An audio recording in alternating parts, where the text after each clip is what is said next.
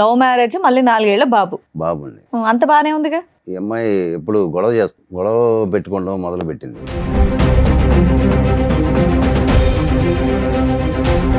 ఈ 1 ఇయర్ నుంచి గొడవలు అవడానికి రీజన్ ఏంటి? మరి ఖాళీగానే ఉంటది, బాబుని చూసుకుంటది, అంతకు బాబుని మించి ఏం పని లేదు. మరి గొడవలు పెట్టుకోవడానికి కారణం ఏంటి? అస్సలు తెలియకుండా మీకు ఎలా ఉంటది? వేరే అతనితో ఎఫ్ఐఆర్ ఉందని చెప్పని నాకు అనుమానం వచ్చింది.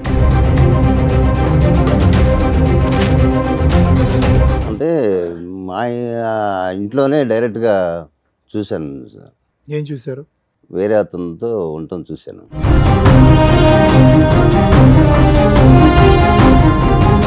రెడీ హ్యాండెడ్ గా దొరికావంట, నిజమేనా? రెడీ హ్యాండ్ గా నేను దొరకలేదు. ఎవరతను మరి? మంచం మీద ఉన్న అతను?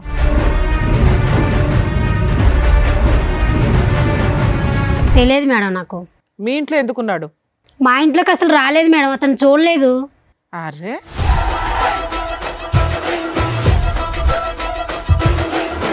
పిల్లాడి కోసమైనా పోలీస్ స్టేషన్కి వెళ్ళాలి కదా. పోనీ మీ ఆయన మీద కేసు వేయొద్దు, పిల్లాడి కోసం వెళ్ళాలిగా. పిల్లల కోసం వెళ్తేనే మళ్ళీ రానివ్వలేదు వాళ్ళ ఇంటికి. నీ భాగోతం ఎక్కడ బయటపడుతుందని నీ భయం, అంతేనా? ఇతనేనా రెడ్ హ్యాండ్? ఇతనే మేడం. చెప్పు ఇప్పుడు. నీ ఫ్రెండా, నీ బాయ్ ఫ్రెండా, ఎవరు అతను? లవరు. లవర్. అసలు నీకేం కావాలి? నాకు ఆస్తి కావాలి మేడం. ఆస్త ఎందుకు? లవర్ ఉన్నాడు కదా, ఇంకా ఆస్తి ఎందుకు? మేము ఎట్లా బతకాలి మేడం మరి? లవర్తో నువ్వు బతకడానికి మొగుడుదే డబ్బులు కావాలా నీకు? అవును మేడం, కావాలి. మరి మేము ఎలా బతకాలి మరి? చెప్పండి, మరి మీరే న్యాయం చెప్పండి. నేను పని చేయవా? చేయను నేను.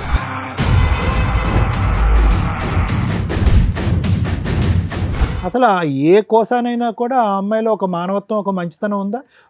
ఒక బిడ్డకి తల్లిలా మాట్లాడుతుందా? మిగతా సంగతి వదిలేసేయండి, కానీ ఆ కొడుకు ఏం తప్పు చేశాడు?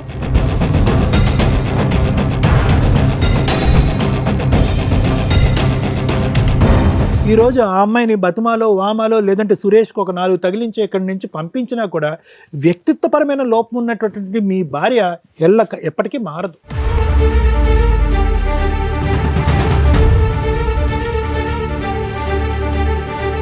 నువ్వు ఒక్క మాట కూడా నిజం మాట్లాడవా?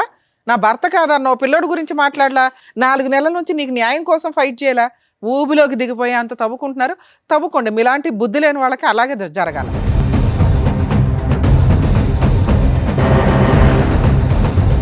కానీ అమ్మాయి మాట్లాడిన విధానం, ఇందాక మేడం మాట్లాడినప్పుడు ఎంత యారగెన్సీ చూపించిందో తెలుసా? మిమ్మల్ని తీసుకొచ్చి ఇక్కడ ఎంత ధైర్యంగా కూర్చోబెట్టిందంటే, వీళ్ళు ఏం చేసుకుంటారో చేసుకొని ఇవ్వండి అని. మేము ఇద్దరిని తీసుకెళ్ళి జైల్లో వేస్తానంటే ఎవరు మాట వేస్తారు అని. ఇదండి ఈరోజు సమాజంలో జరుగుతున్న తెగింపు.